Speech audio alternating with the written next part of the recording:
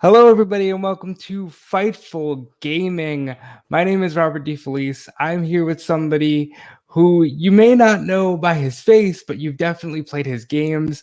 I'm here with Mat Dickie, the founder of MDickie Games. Matt, how are you?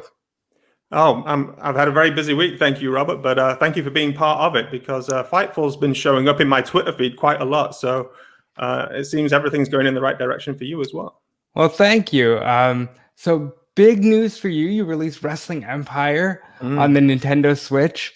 Now, how long have you actually been in the independent game development industry? Oh, for a solid 20 years. It was practically my 20-year anniversary last autumn in 2020. And yeah, that meant a lot to me because I really wanted to hit the 20-year anniversary of No Mercy because that was also my 20-year anniversary as a developer, coincidentally enough. I didn't quite hit it, though. I missed it by a couple of months. So you mentioned No Mercy, and I actually have been playing your game since I was 8 years old. So 8, wow. It was Halloween right after 2001. It was following 9/11, and my parents decided, things are a little scary. Maybe don't go to school today. And I found Federation Online, the September edition. Oh, on that exact same day, on the day after. Yes, and it was a game that had Rob Van Dam, Shawn Michaels, Bret Hart. Kind of, it was an independent game. Yeah. But that was one of the most fun experiences I've ever had with the game to this day. So to see you come to the Switch, it meant a lot to me personally. Well, thanks. It's always good to hear people that go that far back because you are talking almost day one. 2001 is that's practically the first complete wrestling game I ever made. It was the first one to ever have a real match from start to finish. And so I'm glad that could be your first experience of it. But look how far things have come since then. And yet some things have stayed the same. Some of the crazy things that happened in that first one are still happening in this new version as well. And it's so cool to see you now on the Switch. Now, of course, Nintendo is video games in a lot of ways. What does it mean for you that they're embracing the indie developer world and that you could get Wrestling Empire on there? Oh, I mean, yeah, this time 20 years ago, I would have been playing No Mercy, and those N64 games would have been keeping me warm through winter. But I never imagined that there would be a place for me on that exact same, well, not the exact same platform, but just Nintendo feels like the spiritual home of wrestling because I used to play Fire Pro on the Super Nintendo. Then I played the Aki games on the N64. And it feels like that's the home of fun, playable wrestling games that put gameplay before graphics. And we haven't seen the likes of that in the past 20 years. And so I was very excited to bring it back home to Nintendo, and especially to a handheld console like the Switch that is embracing old-fashioned games. And now you mentioned the Super Nintendo with Fire Pro. Did you get your start on the Super Nintendo, or do you go back to maybe the microcomputers? Because over there, you guys have so many known developers. Oh, in England, yes. Before I had a console, I had a computer called the Amstrad CPC, and then I had a computer called the Amiga 500. And those were both very popular in England, and I don't believe they were popular in America. No. I think you had the Commodore 64 at the same time we had the Amstrad CPC, and you had something else when we had the Amiga, probably a Macintosh or something. But yeah, that's where I got my start on games. But my wrestling story begins with a Super Nintendo. It begins with WWF WrestleMania, which only had 8 characters and no career mode. And it's practically a demo compared to, if you played that now, it would be a demo of what we expect from a wrestling game today. But that was a full $60 game that my brother and I had to invest a lot of money into play. And we were happy with it at the time. And then we discovered Fire Pro, which was a much deeper experience. And that exposed me to wrestling games that take this seriously with lots of moves and lots of holds. And that was more in my wheelhouse. And I didn't gravitate from that until they started getting 3D with, I think it was Virtual Pro Wrestling on the PlayStation. My first experience was actually WWF Royal Rumble on the Super that Nintendo. One too. Very fun times.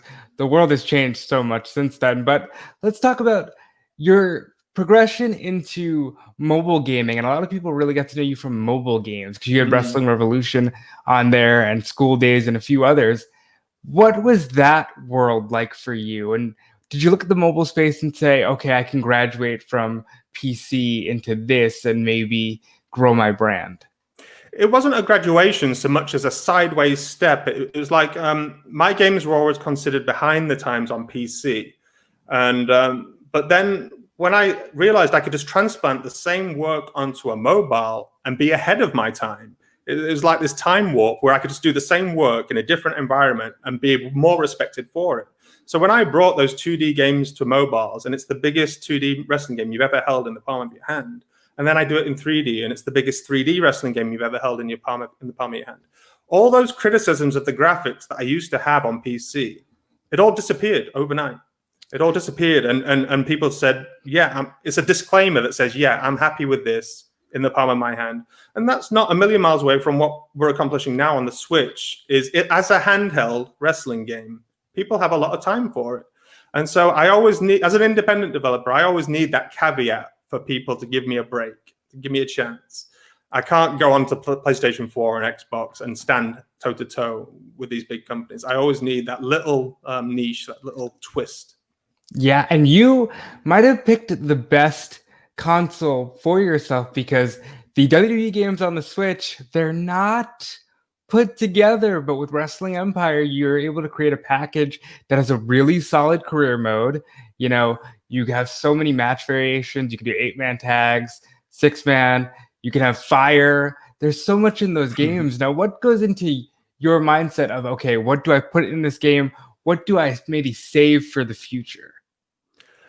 Well, that's an interesting question because this is only a third of what I had planned in 2020. But, 2020 didn't pan out for a lot of people, and I'm one of them. And I only got a third of what I wanted to get done. And so this is the career mode. Well, it's not even the full career mode. It's half the career mode. It's the full exhibition experience. And it's going to evolve into a little bit of free roam. And then there's going to be a booking mode. A very ambitious new interpretation of the booking mode added on top of it. So now this will be added into the one package? Oh, yeah. This is all coming at no extra cost. Yeah, this is all just straight. More microtransactions. Now that's amazing because General Manager mode, which became a popular thing in the SmackDown versus Raw series, was almost a bit behind you because you had Federation Booker in like 2003 and they were always complete. Was that always a fascination of yours, like booking the matches and letting the wrestlers tell their story their way?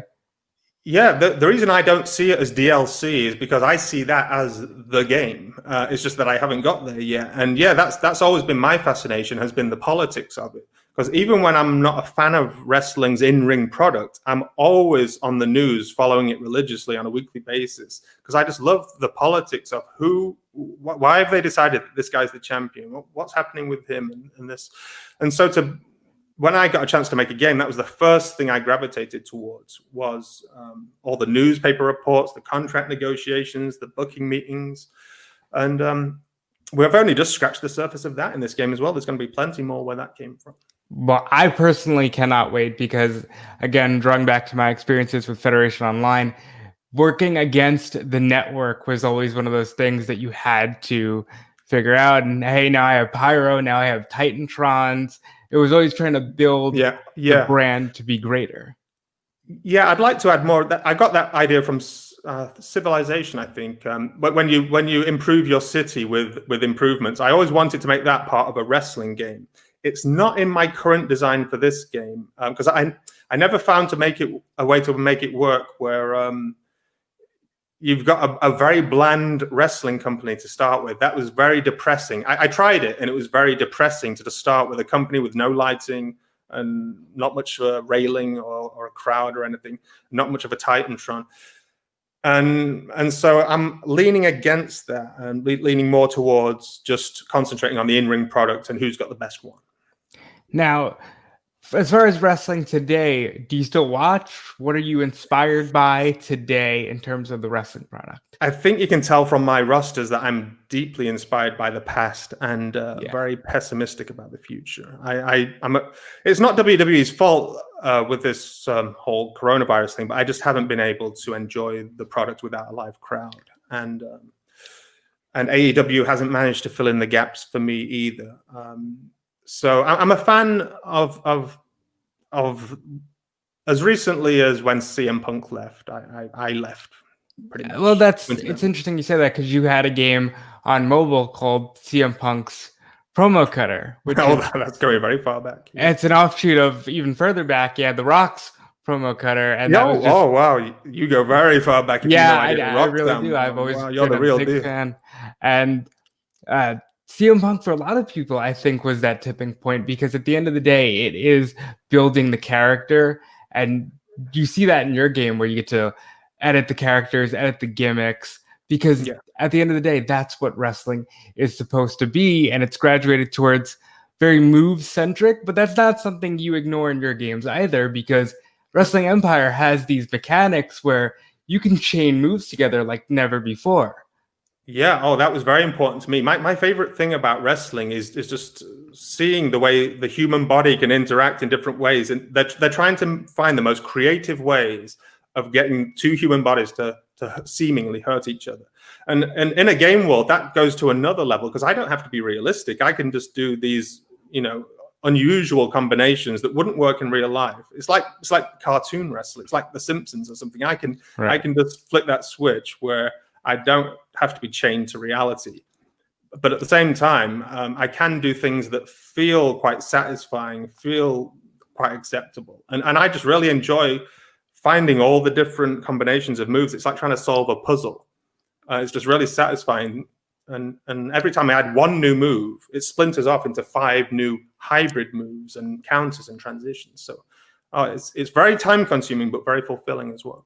See, we're entering an era now where the video game wrestling space is about to become very crowded. So you have Retromania, which is a offshoot of WrestleFest, coming to all platforms. And you have AEW. They're obviously trying to build not only a console game, but a mobile GM game. And you have a Virtual Basement doing their own thing.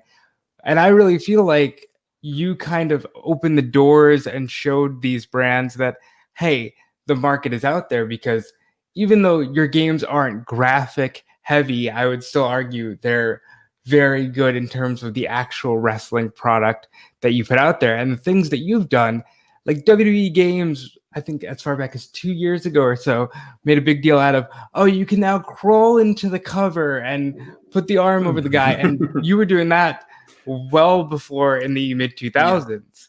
It's really that experience of how can I make this the core game for the fan? So with that in mind, what are you looking forward to in the gaming space? Are you looking at Retromania? Are you looking at Virtual Basement? Does that inspire you? I'm happy to kickstart 2021 that is going to tag in all these other attempts to rejuvenate the genre, because I do feel that, rising tides lift all boats and all that. And I do think we're all in this together. There is a brotherhood among anyone who's ever tried to make a wrestling game, because we all know for a fact how difficult it is.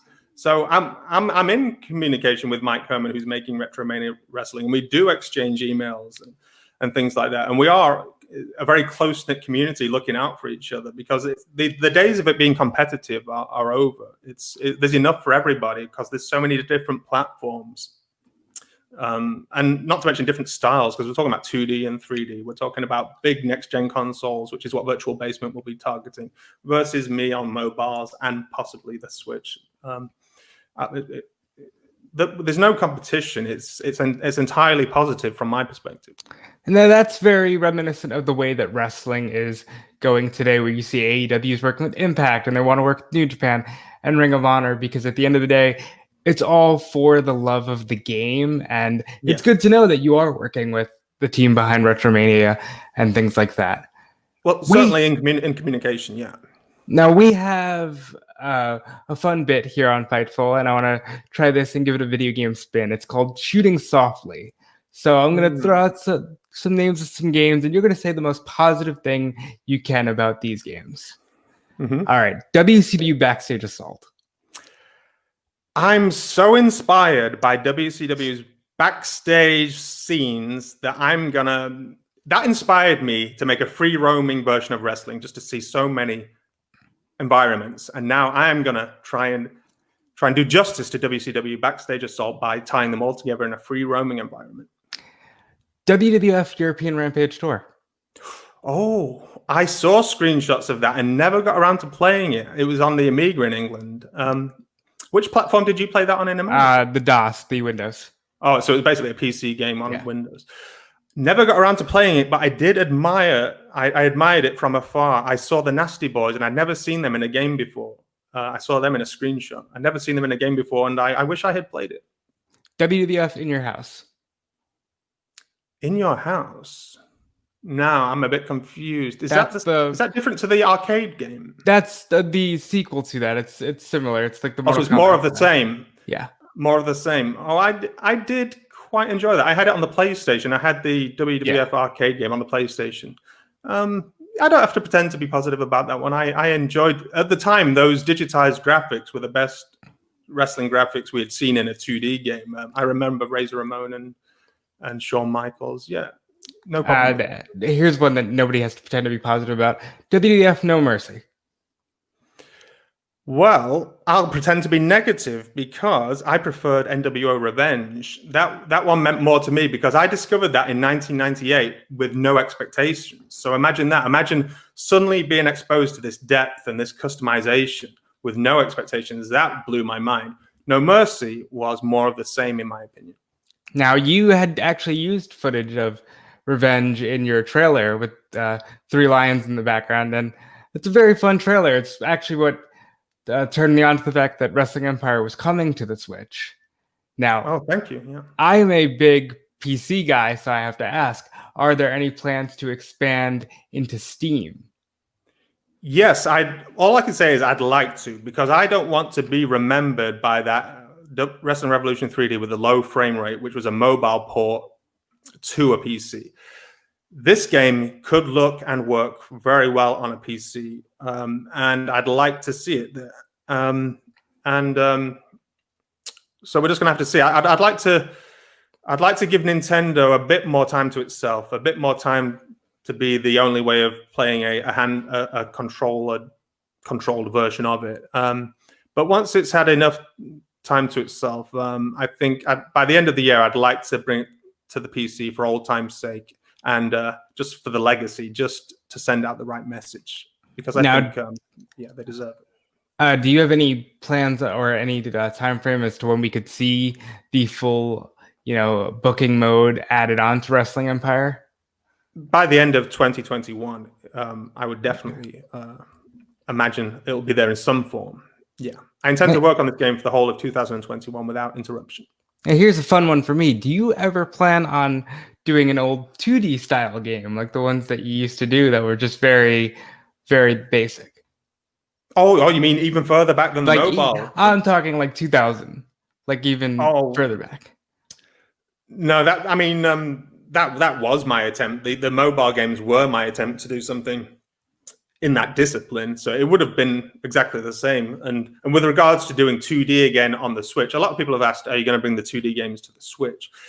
The honest answer is that they were made in Flash and they're simply not compatible with any modern hardware, and there'd be no easy way of doing it, and there's no motivations to do it the hard way. So it's interesting that you mentioned Flash, because Flash actually just saw its end, and exactly, and that was my end as well. This is a huge era for the internet as a whole.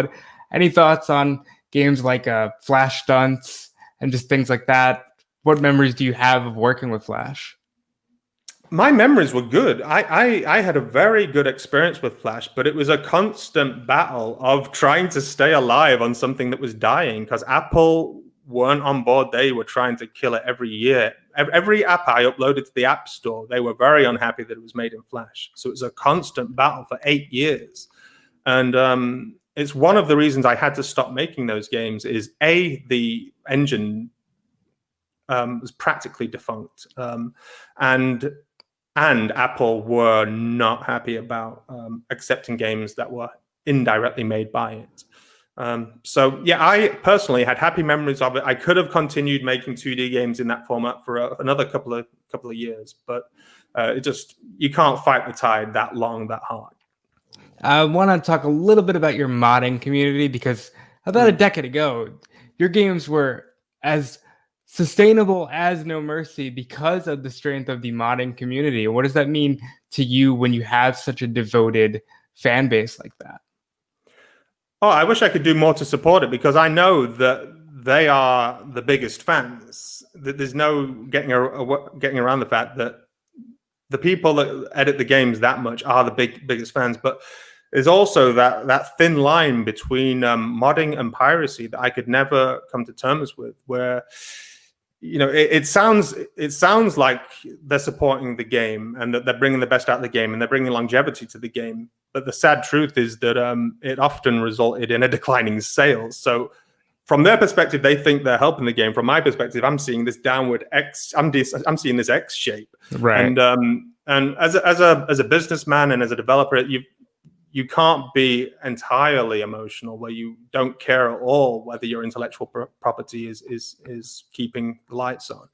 And so it's always a balance. And so it's my responsibility now to build an environment where people can edit the official game, which is how WWE does it and how FirePro does it. They've done a good job of that, and I haven't. I don't have the infrastructure to do a good job of just bridging those two worlds of modders and developers. Now, if people wanted to support you today, where can they check out everything you have going on? At MDickie.com on Twitter, spelt out DOTCOM. And I don't even use my own website anymore. It's just that, basically. And just search Wrestling Empire on the Nintendo eShop. And if you do go to the website, you can see a lot of the historic games that we talked about. That's kind of like a museum to all the old games in each era, because there's the Div Game Studio era of DOS games. There's the Blitz era of basic games, desktop PC games, and then there's the mobile era, and there'll soon be the new Unity era of 3D games across all platforms at MDickie.com. Now, I want to just bring up this final one. We just passed Christmas. You had a game. It's called Family Christmas. Christmas with the McMahon family. Any chance that we ever see anything like that gracing the Nintendo Switch platform? Well, you mean a Christmas special where I just throw off all inhibitions and just. I used to enjoy doing specials, because it used to only take me a week to make a game in those days, but now it takes me a year. So the spontaneity has disappeared. It's all hard work now. But in those days, it was as casual as writing a song for somebody. I used to make games for people's birthdays and things like that. I miss how spontaneous that was, but only simple games can be made in that form, and people do not accept simple games from me anymore. Well, I think Wrestling Empire is a fantastic game. Everybody should check it out now on the Switch. I want to thank you for your time. Thank you, Robert. I've enjoyed it. Just the years of entertainment for myself, and I can't wait to see what you bring in the future. There's more to come. This is just the start. All right, guys, that's going to wrap us up. As always, support us by checking out FightfulSelect.com for all the latest breaking news. You can follow me on Twitter at DeFelice. Follow Fightful Wrestling on Twitter. Check out Fightful Gaming, twitch.tv/Fightful Gaming, and we will see you in the next one. But until then, we're out.